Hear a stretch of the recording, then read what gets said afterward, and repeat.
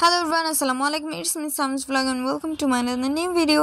তো আজকে আমি যাচ্ছি ইসলামের ইতিহাসের প্রথম মসজিদ, কুবা মসজিদ। তো আপনারাও আমার সাথে সাথে দেখবেন অবভিয়াসলি, আর অন্যকেও দেখার সুযোগ করে দিবেন, আর লাইক কমেন্ট দিতে ভুলবেন না, আর অবভিয়াসলি ফুল ভিডিওটা দেখবেন। আর এখন আমি শুরু করছি এটার কাহিনী। তো যখন এই কুবা মসজিদটা হজরত মুহাম্মদ সাল্লাল্লাহু আলাইহি সাল্লাম মক্কা থেকে মদিনায় হিজরতের সময় কুবায় কিছুদিন অবস্থান করেন এবং সেখানে এই মসজিদটি নির্মাণ করেন, যা তার হাতেই প্রতিষ্ঠিত হয়।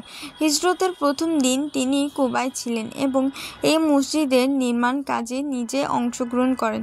বুঝতে পারছেন গাইজ, এই মসজিদটা কিন্তু হজরত মুহাম্মদ সাল্লাল্লাহু আলাইহি সাল্লাম নিজেই করেছিল। আর এই মসজিদ কুবার প্রধান কিছু তথ্য আছে, সেটাও আমি বলবো। হজরত মুহাম্মদ সাল্লাল্লাহু আলাইহি সাল্লাম তার মক্কা থেকে মদিনায় হিজরতের সময় এই মসজিদটি নির্মাণ করেন। তিনি মদিনায় পৌঁছানোর পর এখানে কিছুদিন অবস্থান করেন। এটি মদিনার দক্ষিণ পশ্চিম কোণে অবস্থিত। এটি কুবা নামক একটি বিখ্যাত কূপের নাম থেকে নামকরণ করা হয়েছে।